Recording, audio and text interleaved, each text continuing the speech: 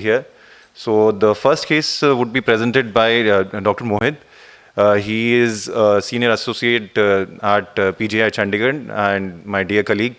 So good morning, Mohit, and let's begin.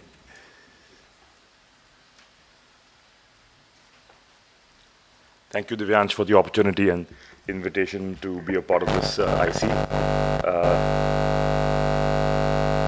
After quite a night out in Mumbai on Saturday, being here early morning, if I'm stuttering, stammering, and disoriented more than usual, I'm going to do that at the outset. So we're going to go with two cases, and one of them is a medical one, the other one being a surgical one, and whatever, Divyansh, if you want you to stop after the first or at the end. You're the boss, absolutely. Yeah, so the first one is a surgical retina case, and here it goes. So a 31-year-old male complains of insidious onset decreasing vision in the right eye for 2 months and was referred as a case of a choroidal mass with exudative retinal detachment. Had a visual acuity of 6/60, it was fluctuating. The intraocular pressure was normal. There was no relative afferent pupillary defect. The anterior segment, posterior segment, and all of the other examination were essentially normal. However, there was a sentinel episcleral vessel in the upper nasal quadrant, for which I do not have a photo. That's the ultra-wide field photo of the right eye, and you can see that although the multicolor imaging is not the best to comment on the color, but I would request you to trust me when I say that this was a pigmented mass in the upper nasal quadrant. And you can see the exudative retinal detachment there inferiorly. The details of the mass were as such. So on ultrasonography, it was the margins were well defined, and you can see the typical angle, positive angle kappa. The base measured 7.45 millimeters. The maximum height was 8.9 millimeters. And I don't think there was much doubt as to what this actually was, at least based on the clinical exam and the ultrasonography. The patient was carrying an MRI of the orbit. It's not something that we got done, but the patient had this, and the lesion was T1, was hyperintense on T1 and hypointense on T2, also had surrounding scleral enhancement, and even the radiology report that the patient was carrying suggested that it was most likely a choroidal melanoma. We got these systemic investigations done, to look at, which is generally our protocol, to look at the ultrasound of the chest and, perform your blood investigations, just to try and rule out any gross evidence of systemic metastasis, none of which was forthcoming. And subsequently, we discussed with the patient the various treatment options. I will come to them after I play the video. And then try and justify, if I can, as to why we chose to do what we did. So eventually, this patient was planned for a pars plana vitreous surgery and endoresection of the tumor. As I said, once I played the surgical video, before the question slide, I'll try and justify my choice of the same. And this is how the surgery actually went. So you can see that since the patient was phakic, and that was the left eye, there was upper nasal mass, you can actually see there. So making the ports in the standard way was difficult, because your upper nasal port would have gone through the lesion. It might have gone through, or you might have had to touch the lens. So I shifted temporally. So this is now me sitting temporally. You can see by the change in position of the speculum. And from there on, I treated this like as if I'm sitting superiorly, and did my ports the regular way as I would. So what that meant was that both the hands with the endolight and the active port were not in the quadrant of the tumor. Of course, the exudative RD patient was prone. All of the fluid went posteriorly. So that's what the patient had. That's the appearance of the retina and that tumor. We put in some triamcinolone to try and get the hyaloid off of the disc, put in some PFCL, that also just reconfirmed that this was an exudative RD. I just wanted to support the posterior pole before I went about tackling the tumor per se, because I didn't want anything that was happening, blood, pigment, whatever, going into the macula. So that was that. So that's the tumor. That was the height I looked at my choice of this area where I wanted to access this and cut the retina open was the highest point and something which was kind of equator to mid-equatorial, so that I could access both the anterior and posterior aspects of it. So after doing a near confluent cautery, I just went anterior and with care to involve the major vessels, I went on to then eat away the choroidal melanoma. This was 25 gauge cutter system. The vitreous, the cutting efficiency, the cutting speed was gotten down to 2,500 cuts per minute. The intraocular pressure was up to 100 millimeters of mercury, with of course the machine giving us a count of the minute every time. But the sisters, the scrub nurse was giving us a count of the time after every 30 seconds. That 30 seconds are up, 30 seconds are up, because we all know what we can do to the optic nerve and the retina with that kind of pressure for any length of time. Surprisingly, it was easy to get this tumor out. And as you could see, the actual tumor, the breach in the brux, and when it actually popped out into the subretinal space was actually that small, as you can see in the periphery. So after getting all of that, then I got down to the task, to the main task at hand, which was to get down to the bare sclera all around and a 2 millimeter rim, next to that also, which is when the bleeding tends to happen, which is also the time when the surgical video tends to get poorer and the image also tends to get poorer because of your intraocular pressure being very, very high, and which is also the time when your heart is pounding like crazy, and you being someone as daft as me would put your foot on the recording system and ensure that the recording stops now. And that's why after that happened, after that, so that is where I was pretty much able to get to, after which the recording stopped. But I'll quickly give you what I had to debride the corneal epithelium. I actually went ahead and put a 277 segmental element in that area, a 214, encirclage, did a double freeze thaw, cryo all around the margins of the 2 millimeter sclera that I had excised, and was very, very clear that a direct PFCL silicone oil exchange had to be done, and all the sclerotomies were sutured. That's what the patient had. This is post-op day 5. I mean, the vision was fine. I was just glad that the retina remained intact at this point in time, and the bleed wasn't there, which was coming into the AC or whatever. So it remained like that. The patient's been doing fine now. I have 9 months of follow-up on this patient. This patient, as far as the anatomic response is concerned, is doing fine. There is no semblance of a local recurrence at this point in time. This patient, however, does have a small subfoveal PFCL bubble, which I'd actually told him that we need to get the oil out, and we'll try and attempt to get this out as well. But he's just very reluctant to get a surgery done. He's happy with what he has, and that's that. So before I pose my questions, just maybe a minute as to why I chose to go with this option. Given that the height of the tumor was 8.9 millimeters, and the fact that the only brachytherapy available, to my knowledge, in our neck of the woods is non-iodine-based plaque therapy, which is ruthenium-based. And with that, the textbook would tell you that anything up to 5 millimeters height is ideal. If you're really pushing it 5 to 7, maybe 7.5, 8 millimeters is what you can do, combine it with TTT or whatever. Anytime you tend to get above 8 millimeters, and even that might be pushing it, is when the plaque therapy, which is ruthenium-based, which is what we tend to have in our country, will not be as beneficial, because then it's going to pretty much act like radiotherapy. It's going to cause collateral damage. You're going to have radiation retinopathy, radiation optic neuropathy.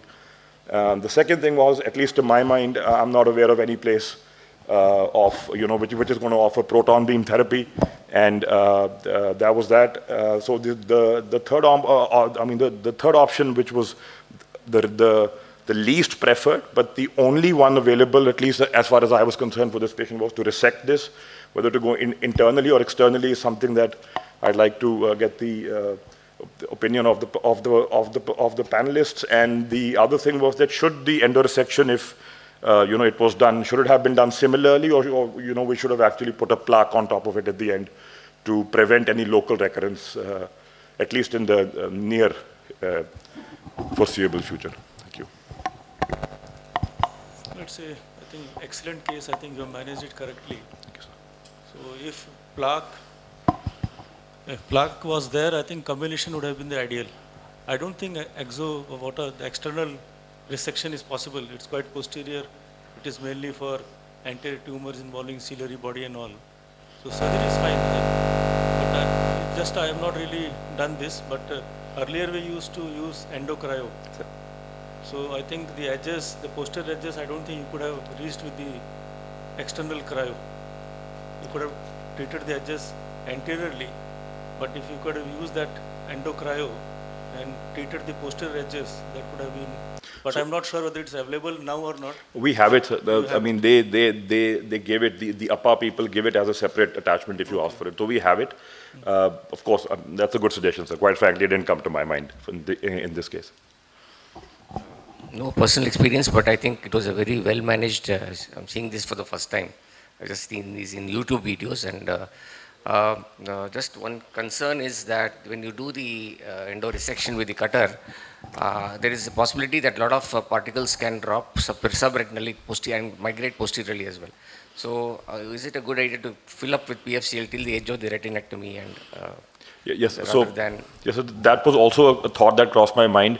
My only thing was that with the IOP being as high, as we, so in a PFCL field, normally our pressure would be lower for any other indication. However, in this we had to go all the way up to 100 because, so with the PFCL, had we filled it beyond the margin that I did, so I did fill it up to the arcade, sir. But had we filled it further, I think for me to gauge whatever pressure was in the eye and what insult I was causing to the retina and the optic disc as a consequence of that was difficult. So I tried to kind of hedge my bets and have a little bit of PFCL in, but of course not the way up to the edge because the pressure needed to be kept very high for the bleeding to be stopped during that endoresection 5.5 minutes that this. That step of surgery lasted, sir. But. And was not the dome of the tumor obscuring the posterior border? You just cauterized where it was maximum prominent. Absolutely, sir. But I believe, and also which is known from histopathology, that the appearance of the tumor, that typical mushroom shaped, so the breach in the brux and the RPE, when it actually pops out, is actually a lot smaller than what we tend to see at the end, because we tend to look at that. But the posterior end is actually small, which was also seen in that. So I was again hoping, but based on some kind of that the entire sclera there would not be kind of the area where the tumor came out from. That's why I thought the highest edge is where I would go, kind of open out the retina like that, so that I have access to the tumor, get all the tumor out, and then that would be like a relatively posterior giant tear, and then I'll be able to settle it back. And what is the follow-up you have? 9 months, sir. So I've done 2. This was my first. I just did a recent second one. That was even more posterior. So that was in that. I mean, the optic disc was being obscured by the shape of that tumor. So if I have a follow-up of 2 months on that, so not longer than that. Excellent case. This was under local anesthesia, and I will not do it under local again, sir. My second case was under general anesthesia, and that was the issue is because some people recommend you could use hypotensive anesthesia, but that is more recommended, I believe, if one needs to excise this externally, because there is no other way to then tamper out bleeding. But with a closed system, 100 millimeters of mercury pressure, bleeding is an issue, but it is not something that I'd say a really bad diabetic that we do for surgery without a pre-op anti-VEGF would bleed a little more than what this eventually ended up bleeding, sir. So just comments because we have seen sir doing cases, so 2-3, as sir was suggesting, hypotensive anesthesia helps because retinal bleeders would get controlled by this, but the choroidal ones, when we go deep, and because we want the choroid also to be out and we want a bare sclera, that's when the problem occurs. And there, all those bleeders, as you could see, was bleeding significantly. It even occurs in an hypotensive anesthesia, but the chance is much lesser because at that time you would raise the pressure not at 100, but 60 itself would be good enough. So that is one. Second, belt buckle and SB. Why? Because if there is a recurrence, the options left are brachy, and the second option left is TTT. Yeah. So brachy would be out of the question because then we have to explant the buckle or the segment and then do it. So agreed. So and because of the fibrosis, again, a lot of dissection. So that is one thing. And then the more conjunctiva we are opening, the chance of cells migrating from the port side into the orbital space, and then it would become a extraocular tumor and much more an issue. And you had done cryo, that's very good of it. One more suggestion was to either pre-treat it. Pre-treat means what? That you make a scar at that tumor site. How we make a scar is either we do a brachy so that there is a scarring at the site of the tumor so that the retina is little less detached. With the dosing of, taking it to be about 6, Yes. 8, what do you... So as we have ruthenium, we do not have iodine plaque, but still ruthenium works till 6 mm. Beyond 6, it's a sandwich therapy. Yeah. So we add 6 plus 2 mm of your TTT. But then we can do, right now there are publications where they are doing double brachytherapy. So staged brachytherapy. So first you treat for 4, and then once the tumor is of a lesser size, because we know 3 months later, whatever is 6, it would become to at least 4 or 4.5. Then you again do a brachy for that. And then, so finally, because this is a Domato's Yes. publications which he started with, Yeah. we had a case of his which had an extraocular extension. So we couldn't even do an enucleation in that. And he passed away within 3 months. So the problem is not that we are doing a surgery and it comes out. It's the tumor itself. And Absolutely. the biggest advantage of doing such is if we do a genetic analysis to identify whether it is type A or type B. So didn't do it for this. Have done it for the second one. In very fact, good. have asked for the the GNAP and BAF mutation, all of that. Yes. The med genome people weren't willing. I mean, I actually told them, "आप कर सकते हो sample से." Yeah, that's what I So was suggesting, they're sitting on it. They haven't said no, and I'm hoping they'll be able to give me. But for this, I did not do it. So that my we bad. prognosticate, because if it's type 2 A and B, the chance of Absolutely. yeah, Absolutely. conversion. Absolutely. So very good presentation. Very nice video, sir. Thank you. So I just have one query, like, would you consider a vortex vein ligation prior to surgery so that it may theoretically prevent dissemination of the tumor through the circulation? Well, I'd like to believe that if it's spreading through the vein, I'm happy. I'm pretty sure it goes into, once we start cutting into that, I'm pretty sure the exposed edges or whatever, long posterior ciliary arteries and all of those are through which it's actually getting into it. If it's getting into that vein and going, I'm pretty sure it's,